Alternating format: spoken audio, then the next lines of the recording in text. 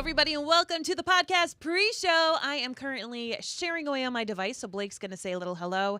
For those of you who this is their first podcast pre-show, Blake, do me a favor and tell our friends what this is all about. Absolutely. So this is, as Mary said, the podcast pre-show where we just do all the sharing for all the social and get everything ready for our podcast, because if you are new to the show, then you don't know that we are recording live.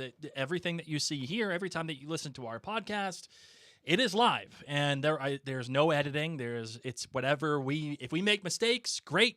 If we don't make mistakes, even better. It always stays in the podcast. But one of the things is, this is a fly on the wall experience for you, the listener. It's just it's another way to see us and engage with us, and more importantly, engage with the rest of the community altogether, whether it's on YouTube or Facebook or Twitter or X or Instagram.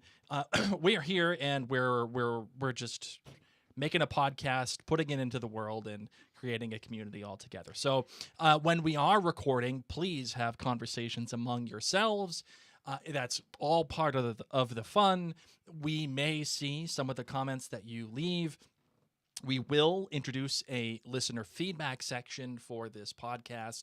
So we will encourage you to leave comments for us, as we will be reading them at that point. But when Mary and I are recording, we got a lot of things going on. So but we may not share now. Yeah, share now and do all the things and talk amongst yourselves. And yes, we may see a couple here and there.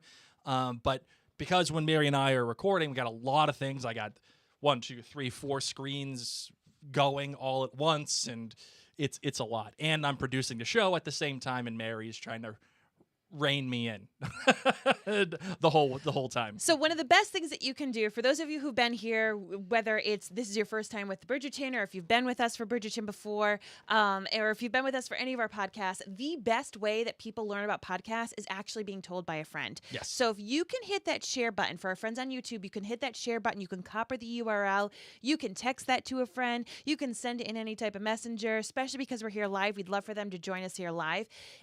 Same thing for our Facebook friends. You can share into your wall, you can share into your stories. If you are on Instagram and you want to take a moment, you can actually go to Instagram and share like a screenshot of this, but you can actually click in the upper right-hand corner, and there's this little square. It's like a Post-it note sticky, but you can click that little upper right-hand corner, click where it says link, and you can actually drop the link to this Facebook or YouTube live and tell your friends, hey, if you like Bridgerton, come join us on this live podcast right here and now. So the clickable links in Instagram are a great way to spread the word, or like I said, text or any kind of messenger. And if you do share, I forget what we would have our friends here say. I don't remember. Nerds, if you're out there, and if you can remember what we would have I you feel say. like we should just say make haste, because or whistle down. Yeah. One or the other. I like that. Whistle down. Yeah, yes. whistle down. Let's do whistle that. down. So if you did share in any way, shape, or form, comment below whistle down. We'd also love to know where you are tuning in from, and if you have read the books, or if you are a show watcher only. Yes. So let us know that. Blake, if you can go on up. Hey, Jolene, how are you? And there is a reminder for the podcast pre-show that I do want to say for all of the listeners that are watching us live right now, and for those of you who are watching us later on, when we do the listener feedback, of course, we love your comments, we love your emails, we will include as much as we can. But there's also one thing that I think it's really important that you do, because your voice is just as important as us, and that is leave us a voicemail. We will play the voicemails, and we will have them on the podcast like we do for Outlander, like we did for This Is Us, like we do for all of our shows. I think it's really important that your voice be heard as it relates to Bridgerton, because everybody's got an opinion, and I think it's great. And if you want to leave a voicemail, please just go ahead and go to maryandblake.com. Just click on the contact button, and you'll see a voicemail tab, and just click that, and then you can leave us a voicemail there. So I'm always partial to it, just because I think it's a lot of fun to hear people's voices. So that's that. Okay. Awesome sauce. Do you want to see where some people are? We got Snowy Rock Photography says whistle down. So thank you so much for sharing. Amy Parker is a show watcher and a book reader. Hey, Christina, good to see you here, my friend. So happy. All right. New season. Isabel's really excited. Hey, Kate Dunnigan, how are you? And of course, our friends at jointhenerdclan.com. Don't forget, you can put the hashtag GoNerdClanGo. That's your little way to let other friends know that you are a member of our Patreon community, which supports our podcast, this mom and pop podcast shop. We got people from all over. We got New Jersey. We got Minnesota. Thanks, Tamra. We got Wisconsin. We got Ohio. OH. There we go. And she should be staying right now. Back, but I don't know if she is. That's okay. Probably is. Just takes a little delay. That's all right. It's fine. Let's see. We got Indiana. Oh, we got Tammy from Southern Massachusetts. Thank you so much. Let's see. There you go. There it is. Thank you, Caitlin. Yes. And then Thanks, Isabel Angela. saying "Go Blue." Listen, my sister went to Ohio State, so I'm like an honorary Buckeye, but I do have to give it up when Michigan wins the national championship. That's some good stuff. So it is what it is. Okay. I just yeah had that mention of that person. Yeah. Just call me Penelope. Western New York and Upper New York, Philadelphia. All right, we got people from all over. Yes, let's do this. Let's get this podcast rocking and rolling. Don't forget, my friends, to hit that share button in any way, shape, or form that you can. And if you are watching this on Facebook and you're not watching it in the exact Mary and Blake Facebook feed, if you're like in a different group or something, come over to The Real Place. Yes. Come on over. Well, not The Real Place, but just, That's to what the I main mean. to the main main place. page. Yeah. All right, Marvin, are you ready to make a podcast? I am. I sure am. Let's do it. 10 seconds for Room tone. And if this is your first time with room tone, I have to be super awkward and quiet for 10 seconds because Blake has to catch all the humming and the buzzing that goes on in this room so he can edit it out. So this is why it's awesome to keep that chatter going. A lot of humming and buzzing in this one, I'll tell you that. Oh, hey. All right, here we go. Room tone.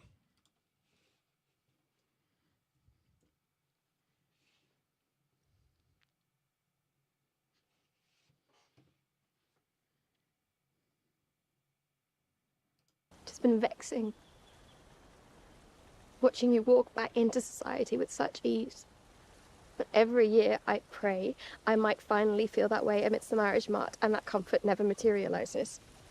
Well, if a husband is what you seek, then let me help you. Help me how? I was in 17 cities this summer, and what I have learned is that charm can be taught. Colin, I cannot have you with me whispering into my ear in every ballroom. You will not need that. We will have lessons, and you will quickly master them, I'm certain. There is nothing more I want than to earn back the favour of the one person who has always truly made me feel appreciated.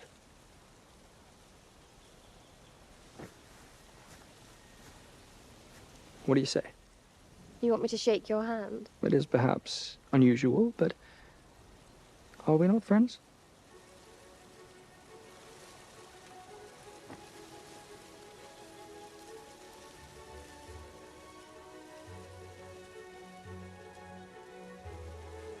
Friends. I shall see you soon.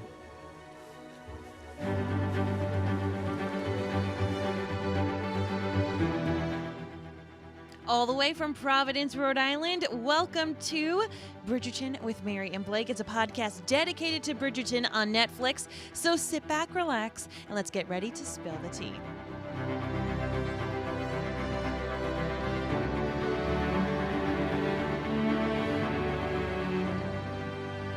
Hello, everyone, and welcome back. My name is Mary Larson. My name is Blake.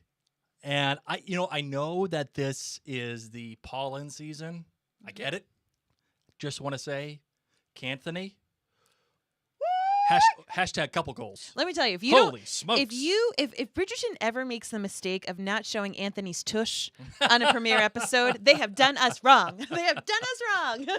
Every season needs to begin with Anthony's tush. If we don't have it, I'm calling a rebellion. There we go. Against Netflix. There we go. So no, I agree. I concur. But There was so much beauty and tension in this episode, and we are so excited to be back here, of course, covering one of our favorite shows, Bridgerton. We're going to be doing an episode-by-episode recap of this amazingly fun series. And for friends listening to this on a podcast, I do want to let you know we do podcast this show live. So if you are not yet joining us live for all the excitement, make sure you head on over to MaryandBlake.com, sign up for the email list. You can get our text reminders as well, so I can text you when we're going to be going live. Follow us on the socials, because this is where it's at. This is where you get to spill the tea with fellow friends, and we get to chat about these amazing episodes. Want to remind you, of course, too, that you can subscribe to this podcast, Bridgerton with myself and Blake. It's on every podcast app, right? Yep. Apple Podcasts, Spotify, you name it.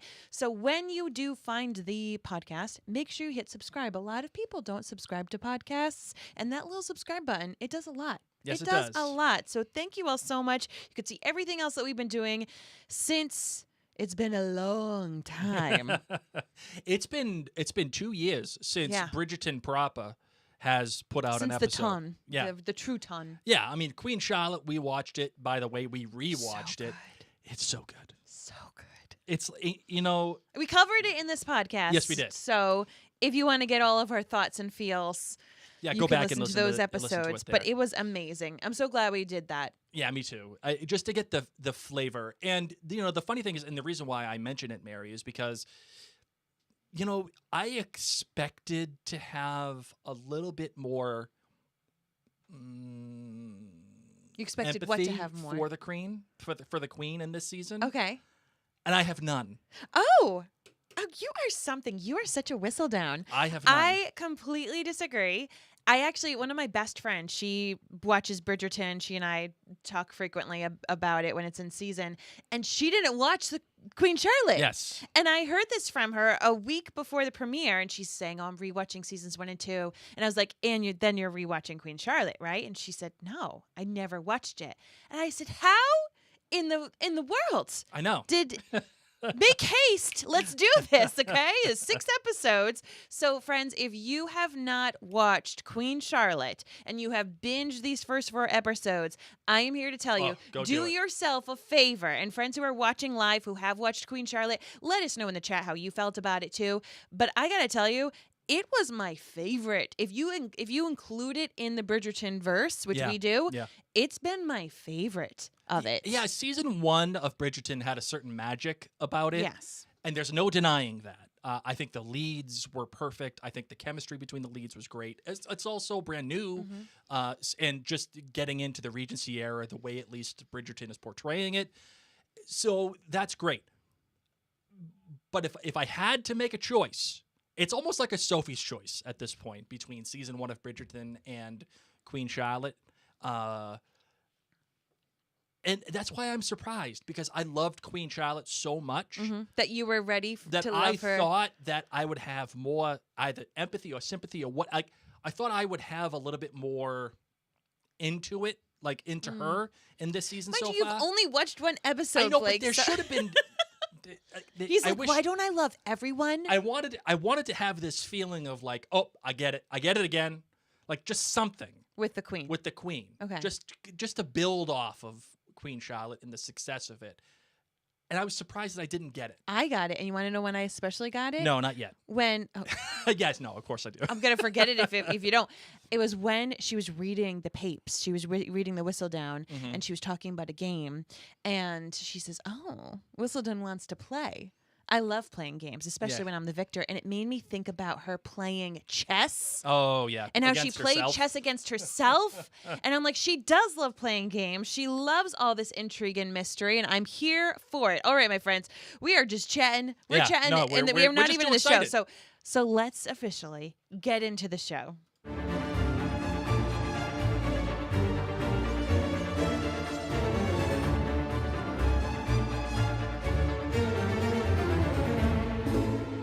All right, Marvin, are we doing a recap or? You hadn't put it in the I- thing, I but know I didn't. Gladly can. I gladly can. I do want to also remind people, in case this is your first time tuning in with Blake and I, neither of us have read all the books. So Yes.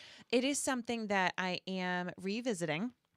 So for friends at jointhenerdclan.com, Bridgerton book club with Mary is going to be taking place once summertime is kicking in, which it will be here before you know it. Yeah. But I am going through the books, and I am excited about it. But as we go into the season, we don't know.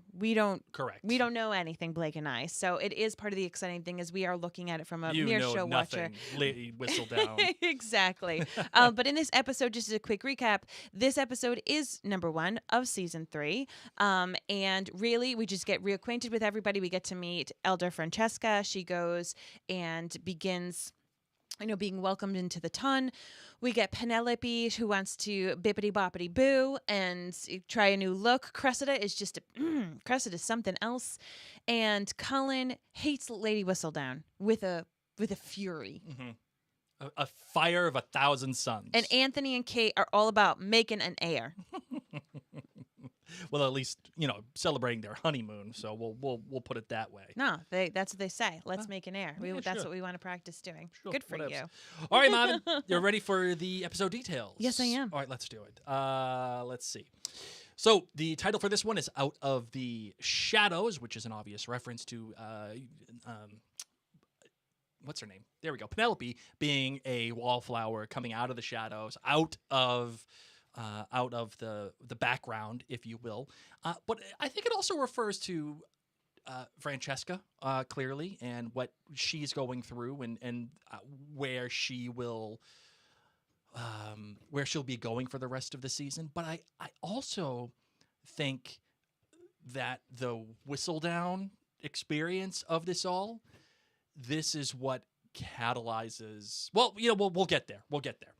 All right, so the director was Trisha Brock. You should know that name by now. She has directed Season 2, Episode 1, Capital R Rake. Season 2, Episode 2, Off to the Races. And Marvin, she has actually directed. She's been directing for a long time, especially in the television realm. She has back to the early 2000s, and she has directed some of my and I think our favorite shows, Marvin, including Breaking Bad, Pushing Daisies. She has an Outlander connection. Hey, tell me more. She directed an episode of Hellcats, which was run by Matt B. Roberts. She directed Silicon Valley, Mozart in the Jungle, Halt and Catch Fire, which, by the way, if you have not watched that show, I'm telling you now, that's your next goal. Halt and Catch Fire is one of the best shows I've ever watched. And then also recently she has directed an episode of The Great. The writer is Jess Brownell. This is the new showrunner, Marvin, of Bridgerton Season 3. She's taking over from Chris Van Dusen. She was an executive story editor, and she has a couple of credits as a written by for Bridgerton. This is her first time show running, and it will be an interesting.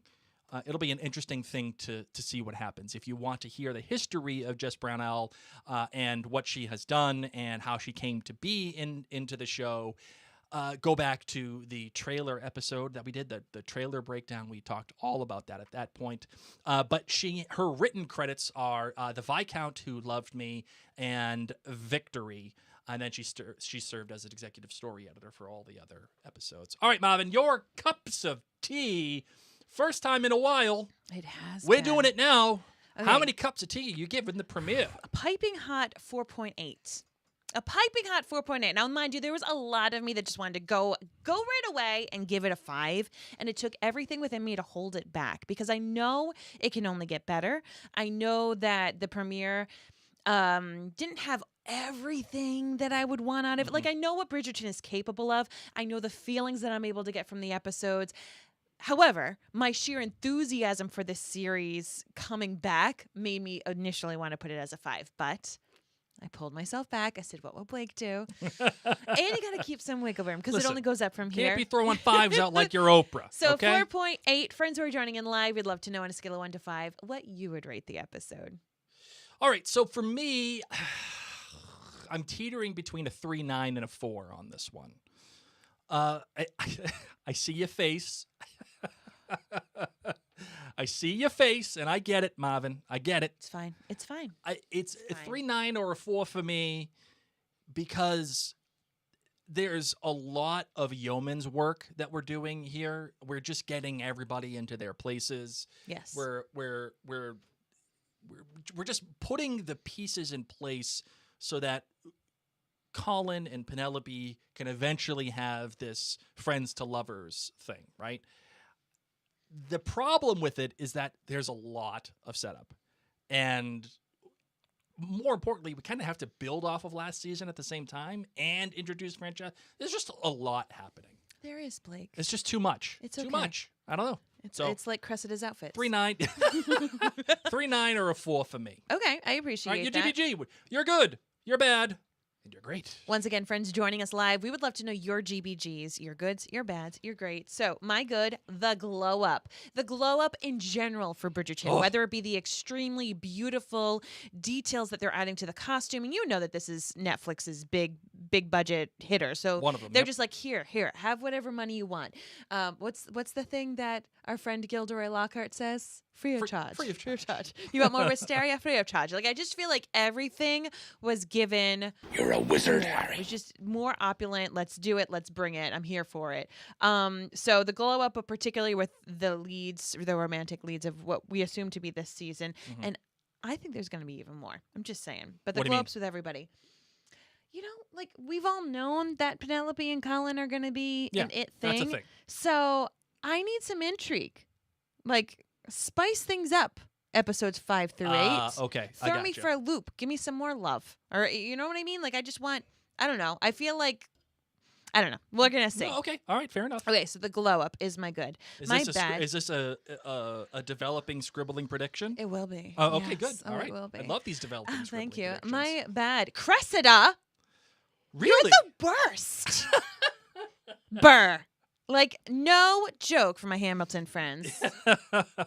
I wrote in this WTF, Cressida, exclamation question mark. But that, oh my God, she comes on out. Oh, hey, look at her wearing the same shade. Shut your mouth. Like you're wearing a Muppet in one of these scenes. What are you doing? A Muppet? A big pink Muppet. What do you mean? Oh, when she's hanging on out and she with Eloise. You know what I mean? They're hanging on out, doing their thing. I remember Check- that. I don't yeah. remember her It wearing looks like a Muppet. Well, I'll show you. To me, it's a Muppet outfit. Okay. But if I had to say of the episode technical kind of things, what was my bad? Mhm. It would actually be the getting ready montage of Penelope when she's like putting on things and Okay. doing her stuff. And I didn't like it because I just felt like it was super cheesy. But then I realized why. It's because I already saw those bits in like little teasers. Sure. And I wish they hadn't used that as their teasers because then I think it would have been really different and shocking. Ooh, black sparkly lace, you know, or like the sheer fabric. But I'd already seen it. So it wasn't this bit by bit, piece by piece, sparkle shoes. I already knew. what she was going to look like. Good I point. don't. So Netflix, you spoiled the surprise for me. And now having this getting ready montage was like, whatever. I'm not enticed. Interesting. Entertain me. Okay? I'm like Queen Charlotte. Don't give away Here all the we are goods. now. Entertain us. Yes. And then my great, it is so good to be back. It is Okay. so good to be back with this show. Yes. I love it. I'm here for it. It makes me happy. Period. How about you, Okay. Blake? What's your GBG? All right, so my good.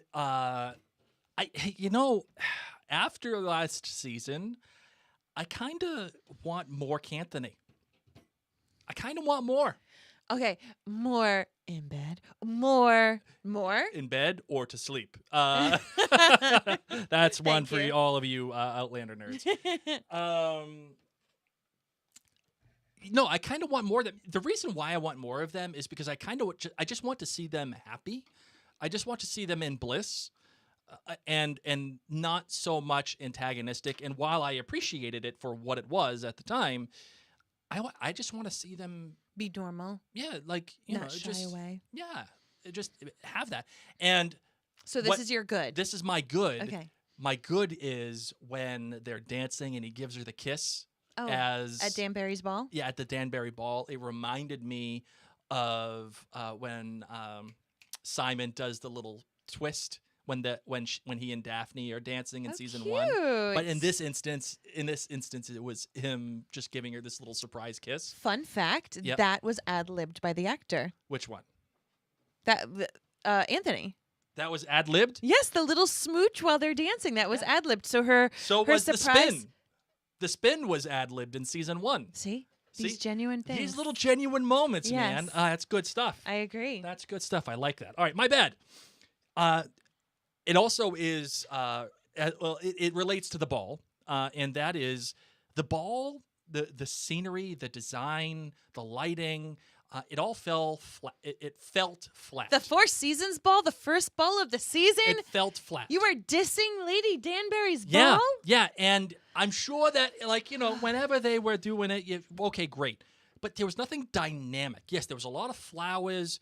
They had some cool shots, especially the ones that are looking down as the people are twirling. Great, You didn't notice that when they were putting the flowers together, it was the seasons. It was all white flowers. Then it was all spring, and then it was all fall, and you didn't notice any of that. It just felt flat. It felt like there was nothing dynamic about it. Like it was. It wasn't enough for you. It was full. It was full of stuff. Yeah. But. So all I remember, are you saying? I just want to make sure I understand. You're saying that what you didn't like about the ball was basically the job that Lady Danbury's team did. Like, yes. Are you complaining that there was a lack of uplighting? Oh, maybe yes. the instrumentalists didn't look. David Totaro would be very disappointed in that ball. Did you want them dressed up like the claymation people from all the Christmas movies, like Mr. Frost or whatever? What I want is that dynamic look that season 1 gave us. Okay. You wanted fireworks. Well, but just even if it's lighting, you know how sometimes what they do is to mimic moonlight, they'll bring in blue light to shine on as they didn't even do that. Okay. It felt like it was an enclosed space and nothing was shining in. Nothing. But maybe that was on purpose because the only thing we were supposed to pay attention to was Penelope. No, that's fair. I'm just saying that the design of it felt flat. Okay. All right, but my great. Basically, if you were Lady Whistledown, you would have been like, not only. Yeah, not impressed by this. My great though has to go to Lady Featherington when she says, I'm so happy that you'll be here for me when I get older. Something along those lines, God. right? Yes. And I love that she said that, and I love what it did to Penelope, and obviously it sends her off onto this, this realization that she just can't be, she can't. She can't stay in this household. She needs her own. Yes, she needs to go. But then at that point, even though she has been motivated to do this, she still has no idea how to talk to people. And she doesn't go from, wallflower to beautiful makeup and dress, and then she is, she's perfect at every turn, right? No. They gave her the Landy Boggs treatment here a little bit. She falls down the stairs a little bit. That also was an inspiration for this episode. Oh, was it really? She's all that. Yes, that's why that's what they wanted. They wanted to come down the stairs. Yeah, sure. And note, Landy Boggs, what color's her dress? Red. And she's all that. What color never is forget that red Penelope dress. Featherington's cape before she takes it off to unveil? Like a mauve. It's reddish, It's which mauve is reddish. not a Featherington color. Yeah. But to me, that was a nod to Landy Boggs in her of red course. dress. How So- could you ever forget Landy Boggs coming down the stairs? It's just So it's impossible. Kiss me. Why Yeah. didn't they pick that song? Because they picked a better song. That's what I tell you. All right, so that is that. That is my GBG, my good, my Okay. bad, and my great. Mm-hmm. All right, you ready for the music that was used in this episode? Yeah. All right. So at that exact moment. Yes, and that is the song ABCDEFU, which was the original artist is Gail, and it was covered by Vitula. So this is once again Penelope is taking off her red jacket, her coat, and she opens up to this gorgeous Paris-inspired dark green dress with those beautiful gloves, her soft hair. Cressida's like, oh, Lady Whistledown, I'll not have anything to say. Oh, never mind. Now she will. Yeah. She comes down the stairs. Best brother-in-law ever, Albion. He turns around and he's smiling at her. I'm like, way to go, bro. She walks down even some more. Colin's gawking at her. She gives the most small look and then keeps going straight ahead. Oh, yeah. Okay, so the lyrics to this song. Oh, they're aggressive. Okay. You're going to have to... you could say them. I'm not. Okay. Okay, so once again, A, B, C, D, E, F you, and your mom, and your sister, and your job. And you broke a car, and that is you call art. F you and your friends that I'll never see again. Everybody but your dog. You can all F off. Wait, what the dog do to be so cool? No, she said everybody but your dog. I know, I'm saying, okay? like, why is the dog innocent in all of this? Listen, people in this show like dogs. She's saying everyone but Newton. Everyone but Sharma, Kate Sharma's dog Newton. They can F off, okay? And maybe the Queen's dogs. Yes. Well, Probably the Queen's dogs, too. Yeah. I swear I meant to mean the best when it ended. Even tried to bite my tongue when you start stuff. I'm changing some words. Now you're just texting all my friends asking questions. They never even liked you in the first place. Dated a girl that I hate for attention, like Cressida. She only made it 2 days. What a connection. It's like you'd do anything for my affection. You're all going about it in the worst ways. I was into you. But I'm over it now. And I was trying to be nice, but nothing's getting through. So let me spell it out. A, B, C, D, E, F, U. Oh, good. Here it is. And it is hysterical because, once again, the first lyrics, F you and your mom and your sister. Ooh, I like that, too. I know. Yeah. I'm telling you, like, Except your dog. yeah, except Newton. Because Newton now lives in the Bridgerton house, which Penelope, like, probably sees them taking Newton out for walks all the time. Sure. She's like, F that one, F that one, F that. I like Newton. Okay. I'll Newton's stop fine. there. I'll stop there. Yeah. So that is So that's good. the major cover as well. Not as well, but that's the major cover for In this episode, for this correct. episode, correct. Which I love that Bridgerton continues to do this, taking pop songs and, of course, putting them in this more classical adjacent genre, just being played on orchestral instruments so that it kind of flows into the feeling because they play often like very carefully curated pieces that would go with the period, that would go with the dances, but then they just drop in these covers. So I want to talk, Mary. Yes, there is the whole pollen thing, and the funny thing is I'm kind of bored with it. Like, I know that they're gonna get together. Like, I know it. It's just a question of when and how that looks. Okay. But there are surrounding relationships that are orbiting pollen that are much more interesting to me, and Canthony is one of them But we're still going to talk about Pollen and Penelope. Oh, of course. Okay. Yeah. Come on. We can't. This is Okay. the pollen season. Thank you. But one of the relationships I want to talk about, and you kind of I'm addressed excited this to see already, who you pick first. is Cressida. Oh, and yes, Eloise. I knew it. I knew it. You're such a Slytherin. Yes, Oh my God. absolutely. You're like, give me the Draco Malfoy Oh. of Bridgerton. That's who she is. Oh, of course. She is the Draco Malfoy, Yep. down to her blonde hair, her rich only child, Yep. got all the things, except she does not have a Crab and Goyle No. cohort. We need to know who the Pansy Parkinson is because she is an angel, Pansy Parkinson. Oh, I haven't stopped. Okay. All right. Anyway, so Cressida. The pillar upon which Harry Right. Potter is built. Okay, so we've got Cressida coming on in. Yes. The first introduction that we have of her is her throwing shade Oh, at of course. Penelope. Penelope coming in her essentially mixed fruit sorbet outfit that she had, and she makes fun of the color of Right. her dress. Did you notice that Cressida, the hairstyle that they've chosen for the actress, it's a little less tight, and it's a little less like alien-y? I am not holding out hope that she will not look at. I know I've said before she's kind of like a xenomorph Mhm. from Alien, especially in the first season. But it seems like they've softened it a little bit, and that might be, I think, Mary, on purpose.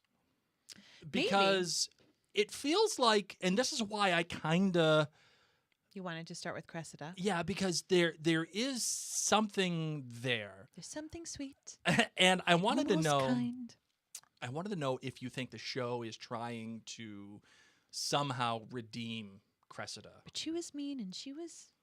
Something, No. and he was... You don't know what I'm talking about? The Beauty and the Beast. Okay, I know. thank you. Trust Exactly. me, That's what I I'm know. saying. I I'm just don't know saying. the lyrics like you That's do, okay. nerd. That's okay. So, yeah, that's what you're trying to think, is that they might be kind of melting this beast facade that we see of Cressida? Yeah, I don't know if they're going to. I don't know if it's just something that she's doing to... I wouldn't put it past her that she's just saying this stuff for the sake of saying it to Eloise. But there's also, like, it feels like a sense of self-awareness when she's like, yeah, I don't have a lot of friends, and yeah, getting a husband is really hard, and maybe because... That's the Muppet outfit. Oh, okay, all right, yep, yes. That's, Okay. yeah, yes. You know what that reminds me of? With her big pink... A jellyfish? No, it reminds me of the Ghost of Christmas Present from the Muppets Christmas Thank Carol. you. Once again, Yes. Muppet. Yeah, You're welcome. yeah. If he was wearing pink. And fun fact, in this scene where she has the big pink octopusy Muppet thing, and we have Eloise, that little muff is because she was in a cast. Really? So it's summer. It is summer. They're not supposed to Yeah. be dressed so warmly, but they had to cover up her cast. So they gave her a summertime muff, and they kind of had to dress people a little bit more to make it seem like she wasn't completely ridiculous. We do have a comment here that Yeah. I want to address. Amy Parker on YouTube says, are you guys watching the episode and then podcasting instead of binging it right off the bat? Yes, we are watching an episode and then we are podcasting. I thought that was important to call out because it's part of how we're doing the process for this. So Cressida. Yeah, so Cressida. So you are here for Cressida, Beauty and Beast, Let's Unmelt You, Yes. and find the reason that you're so wretched, or make you nice this episode. Yeah. I hate her. You can be on that train.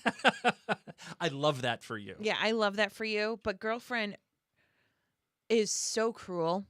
She is. I mean, It's especially gonna when take she some steps on time. the dress. That's what I'm talking about, okay? Like, what are you doing? Yeah, what are we What doing? are you doing Yeah. being so purposeful? I'm just all set. I know that we see this often about Draco Malfoy in the Potterverse. I know that a lot of young people, and we look at Cressida, and she's a young woman, they are that way because of how they're raised, because of their parentage, because of the circumstances. Like, she was designed by these parents most likely in some way, shape, or form. Like, I don't think she's choosing, but on the flip side, yeah, you chose to step on that dress. My hope is that Eloise can help her a bit more. If Eloise is choosing to pursue this friendship, and obviously she's getting like a little, I don't know, fancy with her outfits, maybe Cressida's laying some of her outfit skills on her, and maybe Eloise can teach her how to be a functioning member in society, which she does a little bit. She kind of calls her out a little bit, but well, that's kind of why I like this relationship, right? Because relationships are what builds drama, and relationships are what allows a viewer or a reader to connect, right? You have to have a good relationship between characters in order to succeed. And having said that, I think that there's room for growth for both characters. I agree. I think they can both help each other along their path. I just loathe her. So if I end up somehow liking Cressida by the end of this season, I will. It'll be a long shocked. shot. It'll be a long This shot. Taurus does not forget. And this Slytherin You just already wants love to her. support Slytherins. Yeah. What's funny is that Eloise in a previous season said she would rather die than be friends with Right. with So why? Cressida. Why? I mean, we can talk about it on a narrative level all we want, but Okay. just let's just talk about it from a practical point of view. What the hell is Eloise doing? Eloise said it. Colin asks her. Colin says, "Hey, what's happening? Why are you hanging out with Cressida? Yeah. And why are you reading Emma and not concerned about this beautiful, amazing gift that I'm going to give you because I'm the best gift giver?" Note to self: he's giving Sir Gifts-a-Lot a run for his money. Oh, Okay, Colin I did don't a know. dynamite job I bringing don't know. gifts. Lord John will always be Sir Gifts-a-Lot. But He is perfect. Eloise says Cressida was the only person kind to me in the country in the summer. So Eloise was ruined Yes. because of Lady Bridgerton outing her relationship, and society shunned her and her whole family. Mhm. And out of everyone, Cressida was still there for her. And that is why Eloise is friends with her. She's realizing, okay, Cressida may not be my favorite person in the entire world, Mhm. but on the flip side, Cressida isn't the normal, ooh, let's giggle and talk about embroidery and this, that, and the other thing. She talks, she's honest about a lot of things. And from what we just see in this first episode, Eloise is able to call a spade with her a little bit and Mhm. challenge her. Sure. So she may not be best friend material for Eloise, but I think Eloise is realizing that Cressida understands society a bit more Mhm. and the inner workings, which is now interesting Eloise, and she was nice to her. Yep. So are you buying it? Are you buying the friendship? Oh, I don't think that they're going to be besties for life. No. But are you buying the friend? Like it's a legit thing. I think it's convenient. I think Eloise is questioning a lot of things, and Eloise is in a season of change herself. And so while Cressida is nice to her, I think Eloise sees Cressida for being mean, but I also see her calling her out on it. Mm-hmm.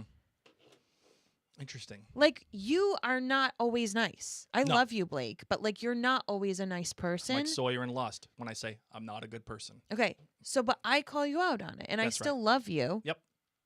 Okay. Yep. And Absolutely. sometimes you learn, And most of the time I don't. and then you're like, my favorite person in this episode was Cressida. Okay, great. But Eloise is rocking the ruffles, so things are changing. She's reading a romance novel. Oh, by the way, I have to make this play for Sir Gifts-a-Lot, Lord John.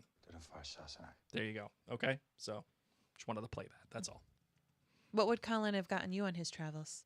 Oh, probably nothing because I'm not a good person. Okay. Yeah, you get But cold. truly, what a wonderfully kind. This is something that made me fall in love with him in this episode, because he's been kind of this younger brother person. I'm kind of When he out on came in- Colin. That's okay, Blake. I'm out. That's okay. That's all right. That's okay. You probably It's look okay. the most like him out of all the brothers. Yes, that's true. But the fact that he knew all of it, he's got a lot of siblings, okay? Yes. Where's the money? How's he getting all that money? My How's he God. carrying her? He had the he had a bag that was about 3.5 inches long. No, that was just his carry-on. Oh, When he okay. walked by the parrot, when he came off the ship in his Indiana Jones outfit. Yes. Dun, dun, dun, dun. Who's going to be the new star of the season? Dun, dun, dun. Walks by a parrot. Dun, dun, dun, dun. Jumps into a carriage. On the back of the carriage were Oh, with all of two his bags. giant Okay. Yeah, bags. his trunks. That was just his little necessities Yeah. to brush his teeth. Maybe that Listerine patch thing, that people used to eat. Those little Yes. Listerine papers. Oh my God, that was so gross. He's like, I'm gonna go smooch some hands. I need my Listerine papes. Oh God, they would like melt. Yes, and like they were a thing. they would like coat your mouth. Oh, They were God, a those thing. so Colin gross. definitely. I bet you in his bag are the Oh. Listerine papes and Axe body spray. So much Axe. That's what's in his bag. That Nautica cologne. When I was in Milan, this is what they have. This is what's trendy. Oh, Okay, one man. thing that I need to point out that I was very confused about is what flippin' season it is in this show, because the way that Eloise speaks about her friendship with Cressida, she was like, well, she was the only one nice to me in the summer. Well, Is this spring? It's spring. This is spring. If Yeah. you look at what's blooming, it's the wisteria, it's the cherry blossoms. Perfect timing, BT dubs, when it comes to Netflix dropping it, because here in Rhode Island and probably many other areas of the world, Mhm. that is what is in bloom. I've been pointing it out to you nonstop, all the wisteria Yes. that is around. Oh my And God, I've been for- getting random photo texts. Oh, look, wisteria. Do you see the cherry blossoms? So watching Bridgerton when you go outside and it truly looks like Bridgerton outside, can't beat it. Well done, Netflix. So this is spring, but when Eloise talks about when she befriended Cressida, she says it was the summer. Yeah. That was a long time ago. And then Penelope coming in, oh, we're coming back from the country. Do you go to the country for the winter? Yeah, maybe. I'm very confused. Well, I feel like the country's really beautiful in the winter. I bet it is, but it just... You got snow everywhere. And then we need to assume that Kate and Anthony got married last spring. Yeah, well, yeah, because So- their wedding took place off screen Yeah. last So maybe season. maybe summer, but whatever it was, they were still playing the lawn games at the end with the Yes. little poles and stuff. So it was sometime. So their honeymoon has gone on for several months. They had to go to India and they like gotta see, do the you know, thing. yeah. And traveling there is no small feat. No, from no. from England. Yes. That's got to be tough. So no wonder they want to extend their honeymoon, but this has been a long time. So Eloise befriended Cressida half a year ago, Sure. and Penelope and she haven't talked all this time. That's interesting. Yeah. Well, and that's another thing too, Mary, and that's a relationship that I think is more interesting than Paulin at this point, and that is the Eloise and Penelope relationship. Primarily because there's this big elephant in the room of she knows that Pen is Lady Whistledown. And she has kept that secret. Right. And, that to me feels like, well, that is the fodder for what is definitely going to come. Mm-hmm. And, the fact that their friendship is going to resume at some point. Mm-hmm. There's no way that their friendship could resume if Eloise lets that information out. There's just no way. Yeah.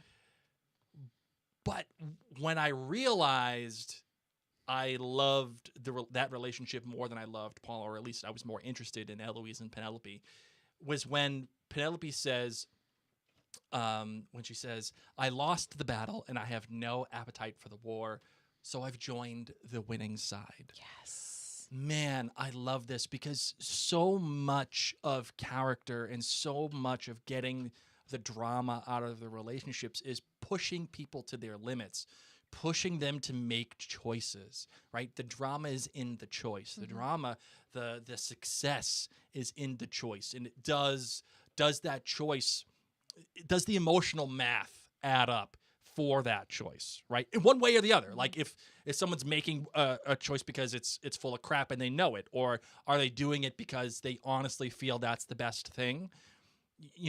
We as an audience, we can sniff that out in a heartbeat. And I love the fact that we're able to actually really believe Eloise when she says, I'm just joining the winning side now because I have no appetite for any of this. Are you buying that choice? I am. Yeah, I I am. think so too. And I really enjoy this journey that we're probably going to be going on with Eloise in this season because we've now had 2 seasons of her, I don't like society, well, let me read instead. Yep. Which, love that. Interesting character, been Love a that great for you. foil. But for her to now change in the 3rd season is going to definitely make it interesting. And she too had such a beautiful glow up. I'm really, really interested in that. I wanted to point out, you were talking about Kate and Anthony and how happy you were to have them here Yes. in this season. And I think it is so good because we went through all of season 1, building on Simon and Daphne. And then all we got was Daphne and a baby or 2, in season 2. And it just, you lost any continuity with the Bridgerton family. Sure. Where we had all this investment for Simon. So to have Kate and Anthony, who once again, like you said, we didn't really get to have their romance out in the open, their love story out in the open. It was all closeted as they were figuring it out. But just to have that continuity here in the beginning of the season. And they're saying, okay, we want to continue our honeymoon, right? Yeah. So to me, that reeks of we're not going to be in the rest of the season, which I'm okay with. Okay. Because I wish we had been able to do that with with Daphne and Simon. Yes. To say, okay, yes, we loved these people. We got to know them. We went through a lot of stuff with these people last season. Mm-hmm. They're still here. Don't worry. They're in bed all the time. Just picture that and yes. be happy for them.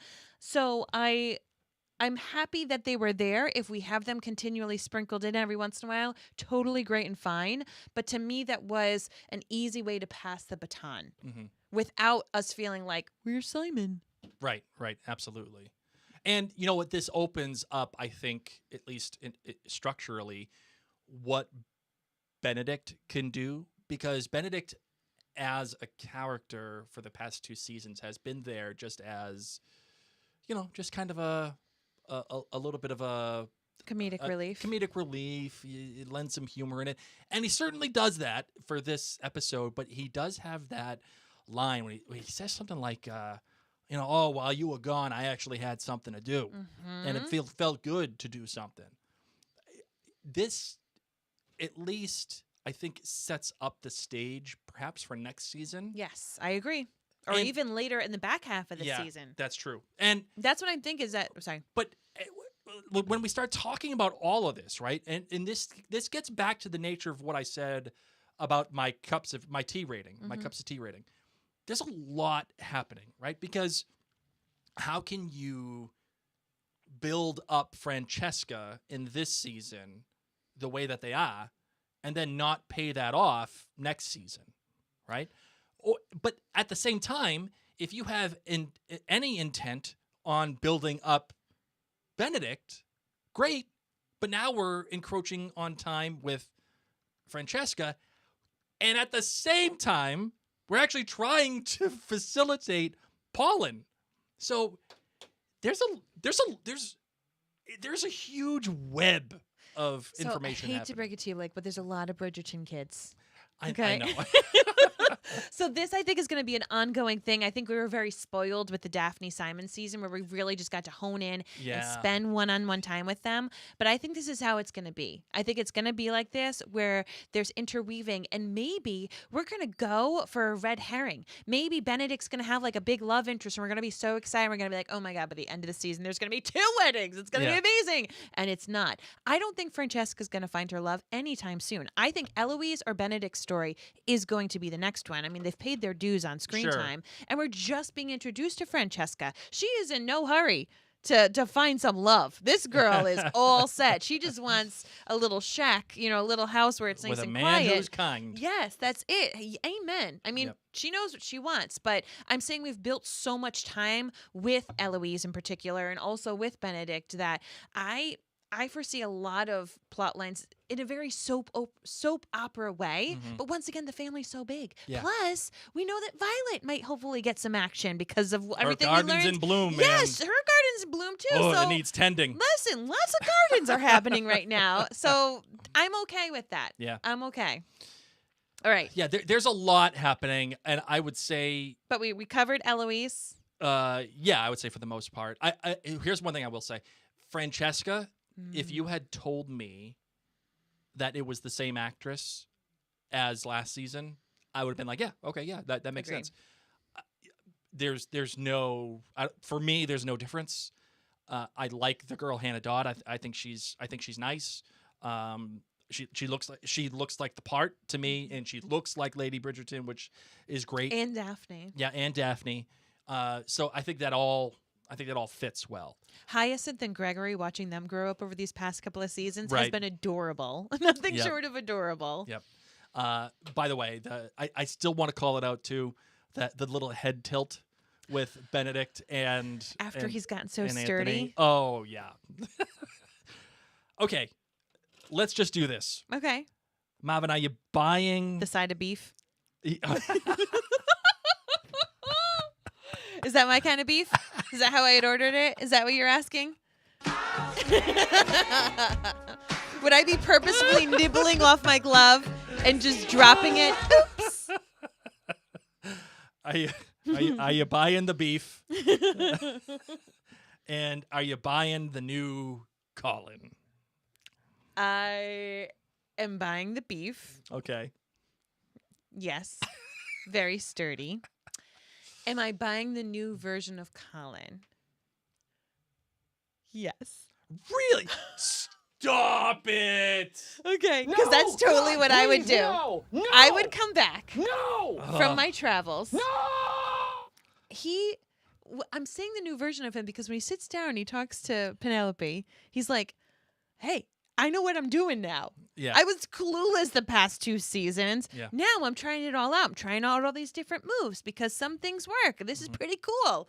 I am proud of him because here I am. And I'm a Penelope, okay? I would have been like quickly eating ice cream and, tripping and, oh, yes, you look lovely too. Your dress, haha, like that would have been me. That's totally you. And I will never forget sending in a $10 bill in an envelope with the thing that I ripped out of 17 magazine that sent me back a little book, said 10 ways to charm a boy, like how to get 10 ways to get a boy to like you. I honestly did that. I put a $10 bill in the mail and sent it off to somewhere that 17 magazine told me to send it to. And I got this little book in the mail, and it was all these little things of what you can do. It would have been the equivalent of compliment them, kiss their hand, but in 1990s Sure. version Yeah.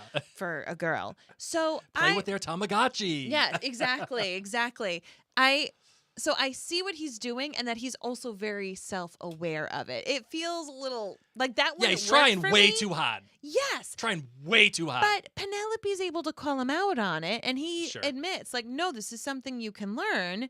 And if it lets him get ahead, if he ends up, like being able to kind of have his choice of the women, and henceforth he can now share this knowledge with Penelope, he's not gatekeeping it. He's not like, only I will know. He's like, no, you're my good friend. I want to show you all of this, because learning social norms and social cues and how to attract other people when you feel super uncomfortable isn't natural to a lot of people. And so, once again, I bought the thing out of 17 magazine. Colin's awkward and sweet and kind. And for him to figure it out, good job, man. Sure. Way to go. I know you're against it. You know what? I'm not picking up what he's putting down. It's so phony. It's such a, like. I'm not saying I'd fall for it. I'm just saying snaps to you for practicing your true. new talent. That's true. Good point.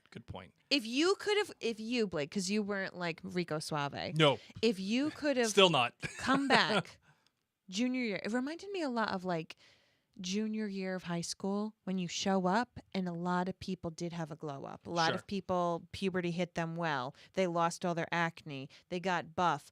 They just were more confident. People feel a bit more sure of themselves by junior year. They kind of they don't care as much about what other people, and they come back with a different confidence. And you come back in September and you're sitting down, you're like, oh my God, when did Adam get hot? When did Josh start showering? Like, this is, that's what it made me feel like. So I'm saying to you, if you could have come back junior year of high school, Taking a shower. and been the beef that everyone wanted, the side of beef that everyone wanted. Sure. If you said certain things, if you acted a certain way, would you do it? Probably. See? Yeah, probably. So I'm saying I get it. Yeah. I'm still out. Still out. Oh, I know. You know what? I noticed too. There was there was a little bit of a continuity error with his hair when he was. I think it was at the ball. Like, in some shots, his hair was like. We know how you hated the ball and the lighting, Yep, Blake. I'm out on the ball. Sorry, Lady Danbury, you blew it. Yeah, this is the first one. Yeah, okay, sure. Yeah, and they even made a point to be like, "Oh, this is so great." Like, when you have to say this is so great, it sucks. That's how it goes. Okay. His hair in a couple of shots was like super bumpy and wavy, and then in some shots it was like when they did pickups or whatever, it was coiffed. So it's just something I noticed. You go back and watch the ball, you'll see it. What I did love about Colin and Penelope is how he's aware of her. He sees her at the ball and he seeks her out and says, hey, a lot of things have changed and you didn't write to me. And yeah, I didn't. And then after her dress is ripped and he goes out and he checks up on her, he says, I guess I have to say it. I've missed you. He says, I seek you out. I care about you. I missed you. Is there something wrong between us? And I absolutely loved that conversation. And then he comes back over to her house and apologizes. I'm sorry that the last time I was back here, I said that stuff and I hurt your feelings. I will do whatever it takes to make it up to you. Because you are wonderful and you're the only person who, appreciate whatever he says. This guy's too busy winking at other girls. He's practicing. Okay. When I saw that wink, I was like, get out of here, dude, with that. Not a good start for me and Colin, not going to lie. It's a Mick Jagger wannabe. I know. I feel like you would have been Colin. Probably. I know. Probably. You know who else does a great job of acting? Who? Madame Delacroix. Oh, with her terribly phony accent, as we know. Hey, everyone's buying it. Yep. So why not? Why not? Just like everyone bought my accent. How do we feel about that apology between Penelope and Colin. Like Oh, we're Colin's going back. words. Okay, yeah. Because I'm just thinking about it now. What Colin said was really aggressive to his buddies, and obviously she overheard it. She finally calls him out on He it. said I would never. Yeah, like court never. her. Yeah, would never happen. Don't even like that's Correct. a joke. Listen, guys say things in front of other guys, and Yes. most of the time they don't even mean 80% of it. It is what it What is. What did you say you would have said about me if you met me in college? I would have ranked on you in Yeah, the hardest You way. would have done the same thing. Totally. You would have said it to everybody. Oh my God. That's the weird band girl that's involved in everything. Who's the speaker for commencement? Yeah, playing her saxophone in commencement. Like, get out of here. I totally would have ranked on you.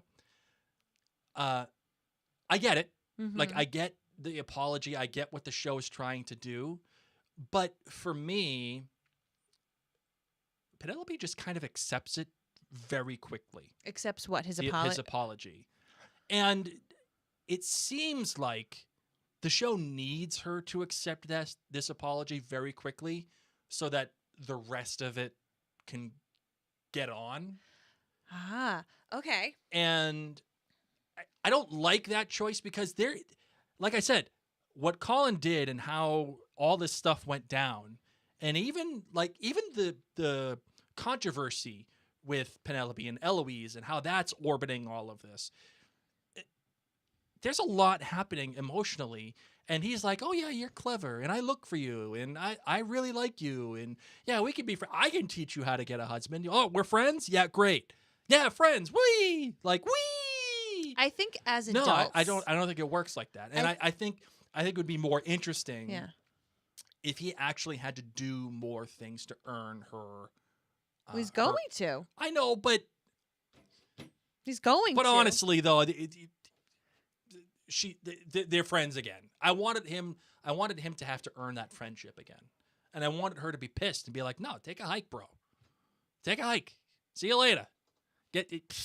Go get your shine box." She kind of does put him in the shine box. No, she doesn't. She says, "Yeah, we're friends." She shakes the She hand. writes Lady Whistledown all about him. But that was before. I don't care. That was before the apology. And then when the apology happened, she's like, "Yeah, wee!" And then she's like, "Oh, no."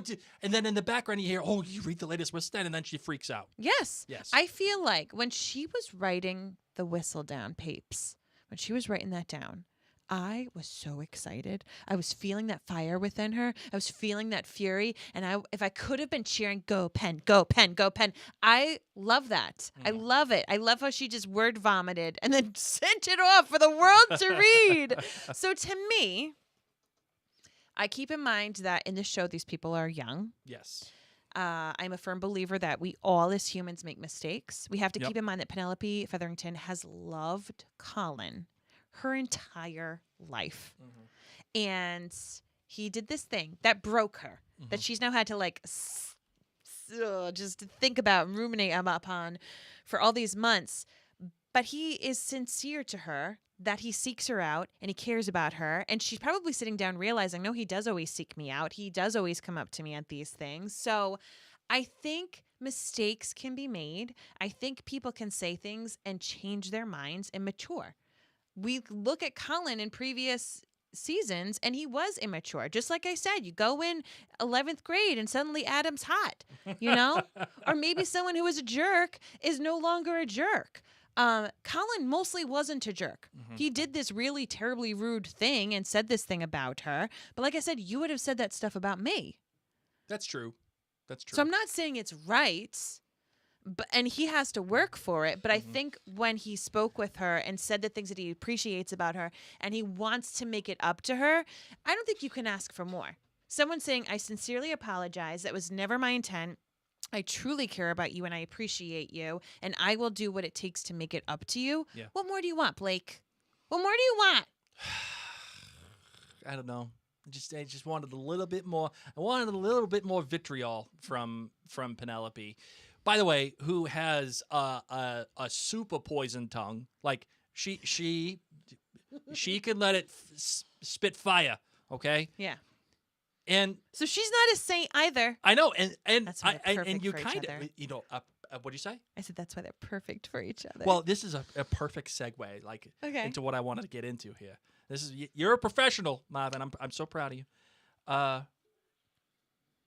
The fact that the show has let you in on the secret of Whistledown and Penelope, and like they even know that they've done, like there's this very self-aware moment when Penelope is walking through and Whistledown is introducing all the different characters and she's looking at all the people and she's even reacting to when people say, "Oh, did you read that? Whistledown mentioned me," and she's laughing. Like very self-aware moment for the show, and I think it works so well in many different areas in creating tension and creating even more interesting relationships like Penelope and Eloise. Like that's going to be interesting to see what happens there. But at the same time, has the show done Penelope a disservice by letting loose that she's Whistledown like this early? I don't know what happens in the books. I don't know if Whistledown is like this consistent mystery. I think I'd heard from somebody that you learn it's Whistledown in book 3, but that Whistledown isn't this big of a deal. Okay.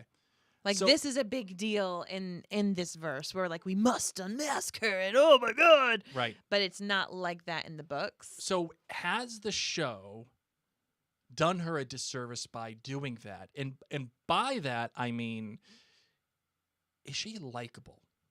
I think so. Why do you think she's likable, even in light of all the Whistledown stuff?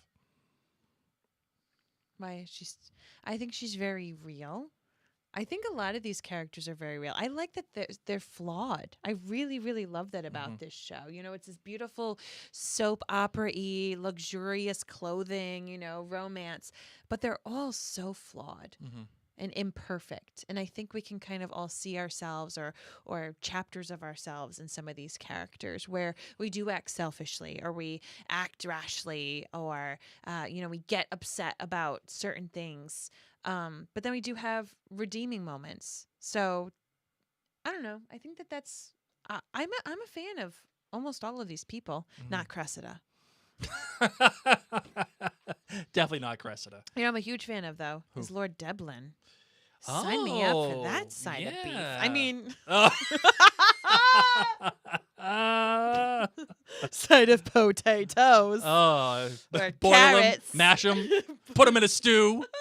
Comes on over as she's eating ice cream of all things. Yeah, well, Bless her sweet little heart. I had a little ice cream before this Me show. too. I was inspired by Penelope. And he's just so stinking sweet. Her dress rips, and he's like, let me go get a maid to help you. Like, he knows what to do. Yeah. And he just seems kind and calm and handsome. And This guy, I'm gonna feel bad for him when he gets the out. He's gonna get put out on the street. Aw. It's gonna be rough for him. And he compliments her. He talks to her in such a wonderful way and she's natural with him, which is very interesting because we got to see the opposite when all those other guys came over to her. So I'm a fan. I'm a fan of Deblin. Yeah, I think I am too, because it just feels honest and earnest the way that he approached her. Yeah. It feels and like it kind of sucks that he's gonna be the obligatory person who helps her become the woman that she's gonna become, and then she's just eventually gonna probably toss him aside for Colin. Like what's gonna happen. And I feel bad because he seems like an honest and earnest character. So You know who is not honest and earnest? The Featheringtons. oh, all right. Woo! So how do you feel about this whole forgery plot line and what that looks like? Most importantly, I want to know what kind of pudding do they have? That's what we need. We need the Yes. Featheringtons pudding that is like award winning because they've got such a great cook. How do I feel about the forgery thing? I'm okay with it. I really am. I like I said earlier in the episode, I am starting to read book 1 of the Bridgerton series, and we will be doing a book club with our friends at jointhenerdclan.com. And in the book, the Featheringtons' father is already dead. So Yes. his whole situation, was already not even included inside the books, obviously. And I'm okay with this, as I feel like the show writers do need the Featheringtons to still be able to live in this house. They don't want extra alpha males to be taking over because Portia is hysterical. Oh, Portia's the best. So they've got these, dweeby little pushover husbands, and they're trying to make heirs. I'm okay Aunt with Petunia. it. Aunt Petunia died, and I was like, oh, man, only if Aunt Petunia died. Because, You're a wizard, Harry. Yes. It feels contrived to me. Like, all of a sudden, this guy has this letter, and he's like, yeah, if I find out, like... What's his name again? I had it somewhere. Dungus. You know what's so weird? Because he also shows up. Dingus or Dunkus, or I forget what his name is. With Will, and of course, says, "Hey, we've got some great news." Yep. So we see him in the beginning with the Mondridges giving good news. Now he comes over to the Featheringtons with some potential bad news. Something really weird happened. So he's at the Featheringtons' house, and he's talking to Lady Featherington. And do you realize the one thing that really zoomed in that he did while he was there? Did he eat something? He ate a cherry. Yes, you're right. That's right. And they zoomed in on him purposeful. eating the cherry. Yeah. And Lady Featherington kind of looks at him quizzically, taking a mental note. Is she going to poison him with cherries? Oh, I loved it. That is a my great scribbly prediction. prediction. I'm Great putting it early. Thank you. But it was like, oh, they're doing this. Whereas they had the jeweler guy who wanted to eat cake all the time. Yep. So I don't know if this is just a fun thing in Shondaland where they're make people eat stuff. Yep. But they specifically showed him walk over, zoomed in on the cherry. Oh, yeah. And I'm like, Portia saw that. And I don't think it would be beyond Portia to poison him. Oh, no. To keep the fortune. No. That is not beyond her. Right. And Mary, it is a Mary and Blake Media commandment. Everything in your show or movie has to have a purpose. Nothing should be there for funsies. Including a cherry. So I'd love this scribbling prediction from you. Or at least get him sick so he loses documents. Maybe not Yes. dead, but I dropped it and it went in the fire or something. Something needs to happen with the cherry. Get him sick to the point where if he did die, I wouldn't feel bad. But maybe, hopefully, he doesn't die. Okay, Blake. Once again. Slytherin. I did love the line that she said, and Aunt Petunia, now we don't have to worry about any men telling us what to do. Yes. And the two husbands looked at each other like what do we get ourselves into? Wait a second. I don't understand.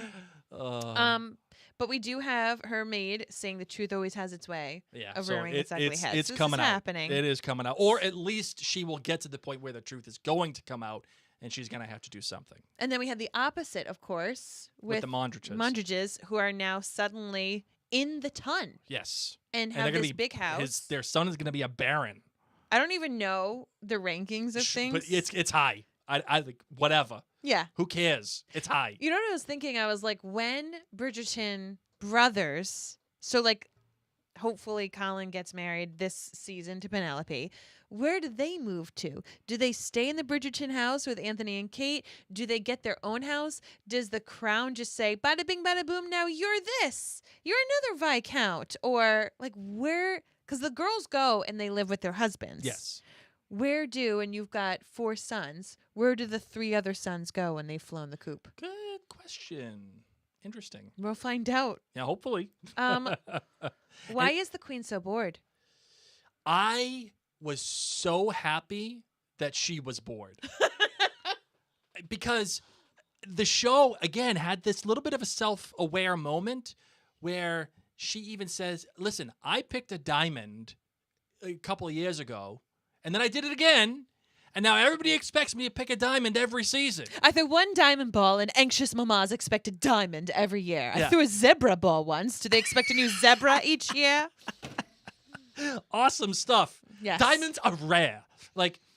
Yes. They are. There's that the way that it was edited when Francesca comes walking out, and we've had good luck with the Bridgertons.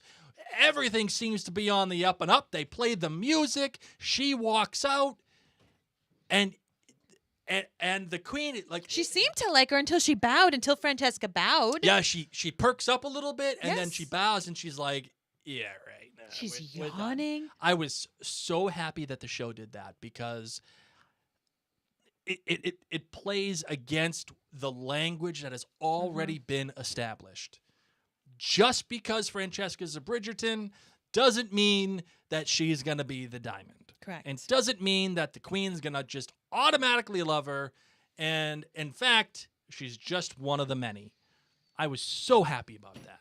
So happy. Like, thank you. Thank you, thank you, thank you. During that same scene, I loved we got to have some sign language shown inside. Interesting. So, Very interesting. You know, we're of course in this show just making sure that all races are integrated, and we got to have kind of the backstory behind that with Queen Charlotte.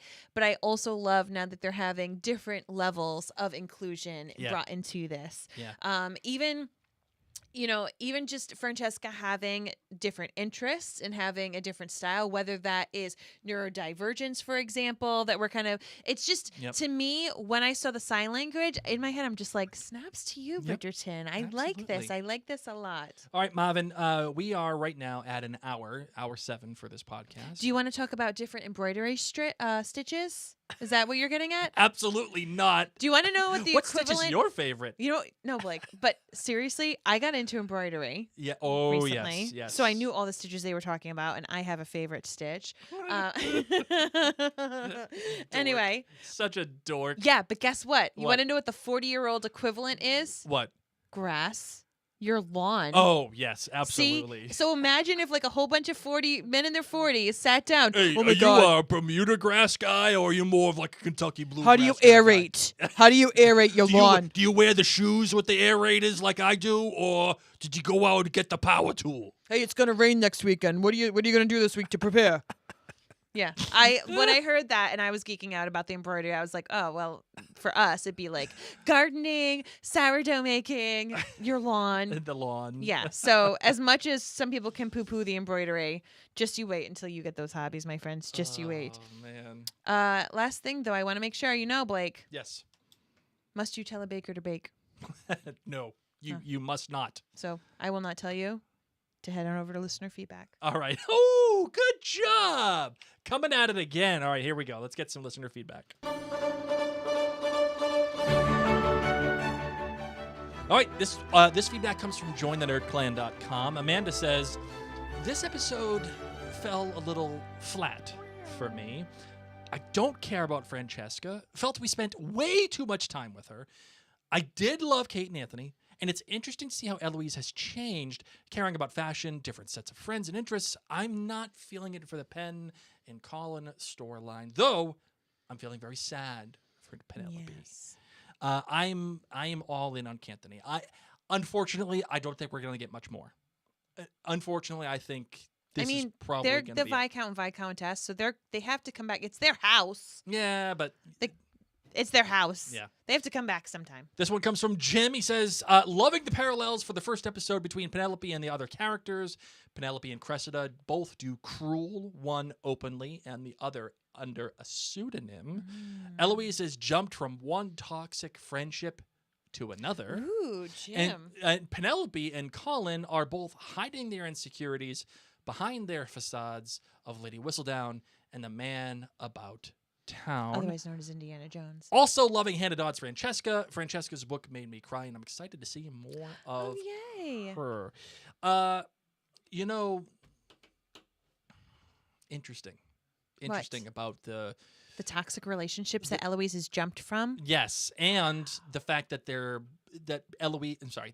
Penelope and Colin are kind of both hiding themselves under this facade. I really like that idea. And both of them are going to come crashing in on each other at some point this season, especially with the way that the episode ended, saying if I ever find out who Lady Whistledown is, I'm going to ruin her life. Love it. That is absolutely going to come to a head. Either when the relationship is about to begin and they have to overcome it, or the relationship has begun and he finds out.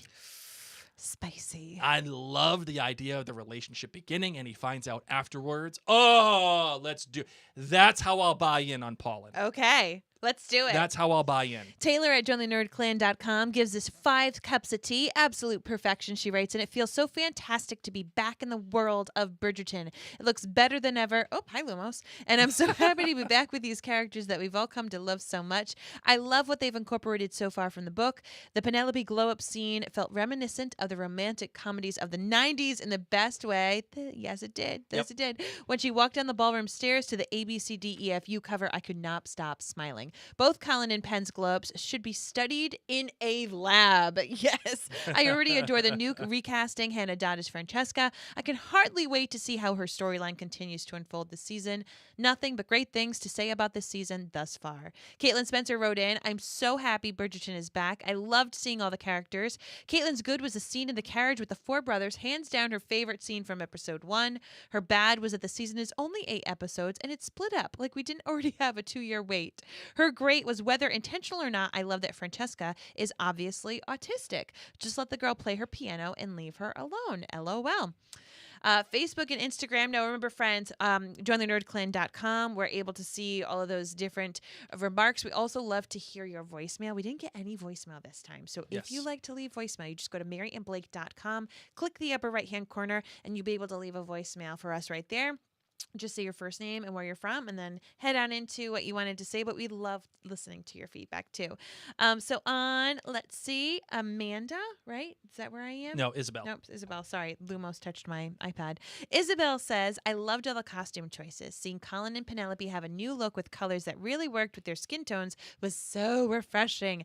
The green colors on Penelope are especially so with her red hair. The Indian influence on Kate's outfits are so perfect with her style as well.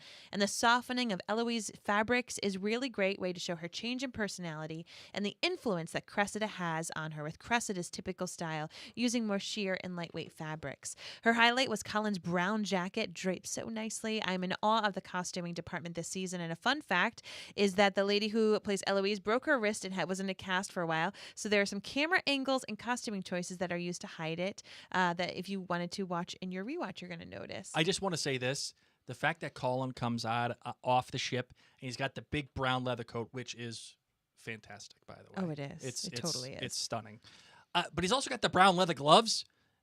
I'm looking at this, and if that were me, I would be sweating bullets. Yeah. There is no way I'm wearing that coat and the gloves and the whole getup in the middle of spring. Ain't happening. But it's his look.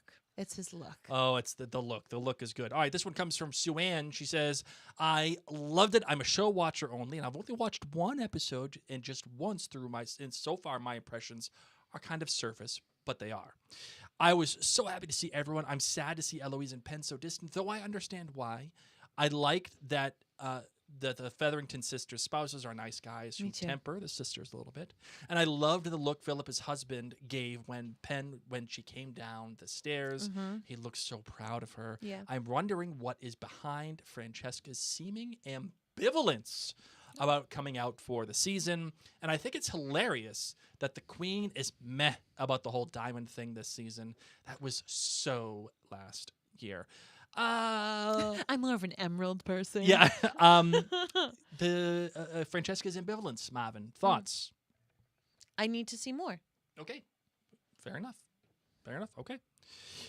This one comes from Sarah. She says, random detail and observation. Penelope is no longer wearing citrus colors, but all of the flower arrangements throughout the show were citrus colors. I'm wondering if that will shift as Penelope becomes more confident. I thought it was quite interesting that when she went into Madame Delacroix, she said, no more citrus. And I'm like, lime is citrus. It's true. Good point. Yeah. Lime is citrus. You're still wearing citrus. You say citrus, I think like lemon, orange, lime, grapefruit. You're wearing lime. Helen Gomez C says, while I love Anthony and Kate, they're overshadowing Penelope and Colin. Are they overshadowing Mary? No, we need Anthony's butt once a season, at least. Kia Pup says, I ship Pen and Deblin. In Blake's voice, take a hike, Colin. Go get your shine box. Our Studio 49 says it's still pretty, but seems to be trying too hard. Feels 0 for Francesca. Love Lord Deblin for Penelope, but alas. Kate and Anthony seem gratuitous and the sex wedged in. I'm here for it, though. RR Studio, I'm here for it. We need some sex. The real emotional meat here, ting. Signed up for that beef. Not Deblin, she writes, is between Penelope and Eloise, where the acting disappears and I connected. Otherwise, a lot this season seems too sure of itself and comes off stilted. Hard to top Queen Charlotte, and of course, season 1 for real romance. You know, Mary, there might be a thing to this. The show insists upon itself. Do you find that the show is insisting upon itself? If insisting is thrusting, making an air. Then I'm here. Insist away. Insist away. All right, that's it. That's all we got. No, we have scribbling predictions. Oh, yes. Sorry. Here we go. I have to have a scribbling prediction. Well, I already had 2. You can play the noise and I'll restate mine. And I had one as well, but what was it? Oh, yes. Okay. Sorry. Here we go. So just read. All right, what's My your 2 scribbling predictions Yes. are, 1, that we're actually going to have 2 love stories, Bridgerton at least. Like, we're going to begin at least someone Okay, else's. well, who is it? I don't know. I already said it's going to be Benedict listen, or Eloise. you got to have a take. You got to have a take. What's your take? You Fine, got I'll to go pick for one. Benedict because ABCD. Okay. Secondly, cherries. Someone's going to have a cherry. Love that scribbling prediction. That Thank is phenomenal. Mine, I've already said, but I will restate it. It's that Colin and Penelope will get together. I say. What does that mean? Does that get together or engage together? together? They're together by hookup by or by episode engagement? 4. By episode 4, they are hooking up. Okay. Like that is what starts the whole thing. Okay. Okay. Then episode 5 and 6 happens. I bet by episode 6, it comes out that she's whistled down. Okay. And they're already married. Oh my God. They're already married. That's my guess. My mom's a witch. You're a wizard. Dad when he found out. Mom's a witch. All right. So that's it. You ready? Yes. Ready to close out the bad boy? I This sure bad am. boy? I sure am. Let's do it. Mom's a witch. I always look for an excuse to not play the actual closeout. So if there's ever a time to play this song, For those it's who this. don't know, This is the Laney Boggs song. This is Kiss She's All Me That. from She's All That. which of course is a big inspiration for when Penelope comes down the stairs. Oh. The typical My Fair Oh, hold on. Lady. Here it is. Oh, Sixpence none the richer. Out of the Here we bearded come. barley. Oh, I get some Freddie Prinze Jr. vibes. Yes, please. Zach Seiler coming in on this. Here it is. Oh, God. So good. What it was like to be a senior in high school back then. Aw. Is that how old you were? I think I was either a junior or a senior when she saw that came out. I wanted to be Zach Seiler. I know you did. How could you not want to be him? We know. Sideburns and all. I know, Draco. Well, friends, thank If you. I came back from a trip in Europe and I became Zach Seiler, you know I'm in good shape. Would you be winking? I would. I would wouldn't you be have beef? to wink. I wouldn't. People would just fawn. They would fall all over me. The 90s version of the Indiana Jones pirate leather jacket was a Jeep. Yes. Was a boy driving a Jeep. That's what it was. You came back from summer vacation driving a Jeep. Oh, You were like a 90s heartthrob. You were Yeah. like, this is how we do it. I got my Jeep because of Zach You wear your Seiler. Leatherman jacket while you're driving your Jeep. That is what Colin Bridgerton Oh did, my no! friends. It stopped playing. There it is. Got it. All right, here we go. All right, my friends. Thank you so much for tuning on in once again. My name is Mary. My name is Zach Seiler. And go out there and spill some tea. And kiss me. So kiss me. Oh, Ladybug. We have sleeping children. Sorry. It's just so good. Gosh.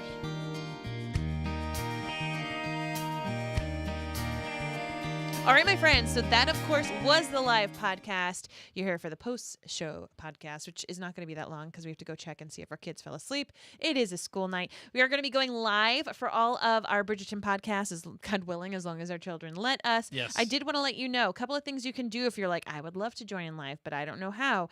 So you can sign up for our emails. You just go to maryandblake.com.